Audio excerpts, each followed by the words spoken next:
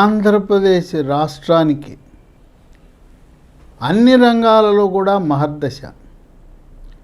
ఓ పక్క జాతీయ రహదారులు, మరో పక్క రైల్వే లైన్ల యొక్క అభివృద్ధి.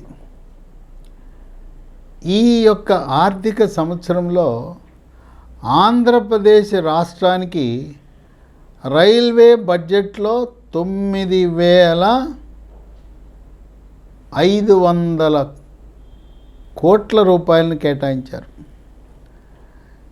ఇది 11 రెట్లు ఎక్కువ. యూపీఏ అప్పుడు రాజశేఖర రెడ్డి ఉన్నప్పుడు యూపీఏ ప్రభుత్వం అక్కడ ప్రభుత్వాన్ని నిలబెట్టింది ఆ ఉమ్మడి ఆంధ్రప్రదేశ్ రాష్ట్ర ఎంపీల వల్ల. అప్పుడు వాళ్ళు ఇచ్చింది ఏంటి, 850 కోట్లు ఇచ్చారు. అంటే వార్షిక కేటాయింపు యూపీఏ ప్రభుత్వం ఉన్నప్పుడు 850 కోట్లు, ఇప్పుడు 9,500 కోట్ల రూపాయలు ఒక్క ఆర్థిక సంవత్సరానికి ఇచ్చారు. ఈ నిధులతో విశాఖ, తిరుపతి, నెల్లూరు, రాజమండ్రి స్టేషన్లకు మహర్దశ పట్టనున్నది. ప్రస్తుతం ఇప్పటికే ఈ 9,500 కోట్లకు కాక ప్రస్తుతం 80,000 కోట్లతో పనులు జరుగుతూ ఉన్నాయి. 43 ప్రాజెక్టులు, 5,500 కిలోమీటర్ల రైల్వే ట్రాక్ పనులు జరుగుతూ ఉన్నాయి. 73 రైల్వే స్టేషన్లకు ఆధునీకరణ 2,000 కోట్లను కేటాయించడం జరిగింది. మొత్తం ఆంధ్రప్రదేశ్ రాష్ట్రంలో 100% రైల్వే లైన్ల విద్యుదీకరణ ఎలక్ట్రిఫికేషన్ పూర్తయింది. యూపీఏ కాంగ్రెస్ ప్రభుత్వం కేంద్రంలో ఉన్నప్పుడు ఆంధ్రప్రదేశ్ రాష్ట్రంలో సంవత్సరానికి 70 కిలోమీటర్ల కొత్త లైన్లు వేశారు. అదే మోదీ ప్రధానమంత్రి అయిన తర్వాత 2014 తర్వాత గత 11 ఏళ్లలో సంవత్సరానికి 140 కిలోమీటర్ల కొత్త రైల్వే లైన్ నిర్మాణం జరిగింది. మన రాష్ట్రం గుండా 8 వందే భారత్లు ప్రయాణం చేయబోతున్నాయి. వందే భారత్లు 8 మన ఆంధ్ర రాష్ట్రం గుండా అన్ని వందే భారత్లు వెళ్తున్నాయి. ఇక మనకు మహర్దశ అమరావతికి ఎర్రుబాలెం నుంచి నంబూరు వరకు 56 కిలోమీటర్ల నూతన రైల్వే లైను, 2,500 కోట్ల బడ్జెట్, 4 సంవత్సరాల్లో పూర్తి. 2029 ఎన్నికలకు ముందే ఈ యొక్క నూతన అమరావతి రైల్వే లైన్ని ప్రారంభించి ఎన్నికలకు వెళ్ళే వ్యూహంతో కేంద్ర రాష్ట్ర ప్రభుత్వాలు డబుల్ ఇంజన్ సర్కారు ప్రణాళిక రచించింది. రైల్వే మంత్రి అశ్విన్ వైష్ణవ్ కూడా ఆయన జనవరి 2029 నాటికి ఈ యొక్క అమరావతి రైల్వే లైన్ పూర్తి చేయాలనే లక్ష్యంతో ఆయన ప్రణాళిక రచించడం జరిగింది. ఇక నడికుడి శ్రీకాళహస్తి యూపీఏ ప్రభుత్వంలో కాంగ్రెస్ ఢిల్లీలో అధికారంలో ఉన్నప్పుడు అది నత్త నడకన సాగింది. ఎన్డీఏ ప్రభుత్వం వచ్చిన తర్వాత 70 కిలోమీటర్లు పూర్తయింది. కనిగిరి వరకు నడికుడి శ్రీకాళహస్తి లైన్ని పూర్తి చేసి కనిగిరి వరకు రైళ్లను నడపాలనే ఆలోచనలో రైల్వే శాఖ ఉంది. ఇక గుంటూరు నుంచి సికింద్రాబాద్ వరకు రైల్వే లైన్ని డబ్లింగ్ చేసి వందే భారత్లను ఆ రైళ్లను స్పీడ్గా ప్రయాణికులను చేరవేర్చాలనే సంకల్పంతో ఉంది. ఇక కడప, బెంగళూరు రాజశేఖర రెడ్డి ముఖ్యమంత్రిగా ఉన్నప్పుడు ఆ ప్రభుత్వం యూపీఏ ఉన్నప్పుడు నత్తనడకనున్న కడప బెంగళూరు లైన్ ఇప్పుడు వేగం అందుకుంది.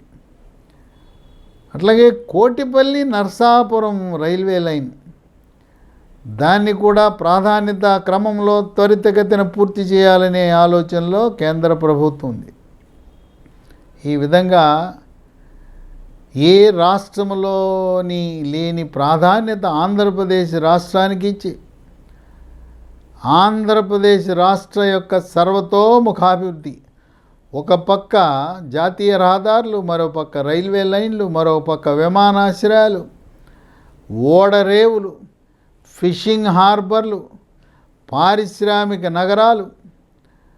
అమరావతికి ఇప్పటికే 31,000 కోట్లు నిధులు, పోలవరానికి 17,000 కోట్ల నిధులు, విశాఖ ఉక్కు ప్రైవేటీకరణ అనే దాన్ని ఉపసంహరించుకుని 12,000 కోట్ల రూపాయలు విశాఖ స్టీల్ ఫ్యాక్టరీని ఆధునీకరణకు నిధులు కేటాయించడం, దాన్ని ప్రభుత్వ రంగ సంస్థగా కొనసాగించటం, భవిష్యత్తులో స్టీల్ అథారిటీ ఆఫ్ ఇండియా సెయిల్లో కలిపి నిర్వహించాలనే ఆలోచన కూడా ఉంది.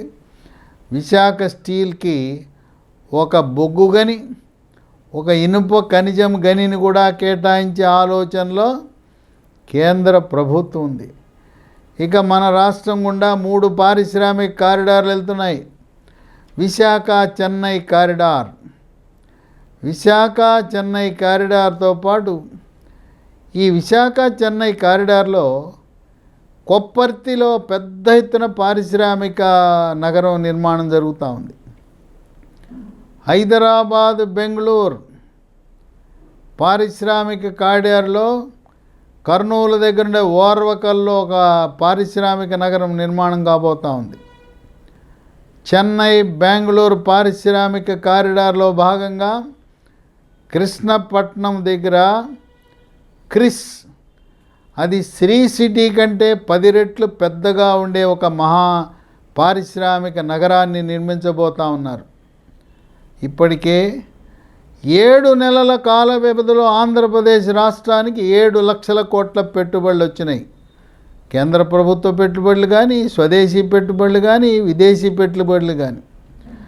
2027 నవంబరు దీపావళి నాటికి అమరావతి నిర్మాణం పూర్తవుతుంది, పోలవరం పూర్తవుతుంది, పారిశ్రామిక నగరాలన్నీ పూర్తవుతాయి.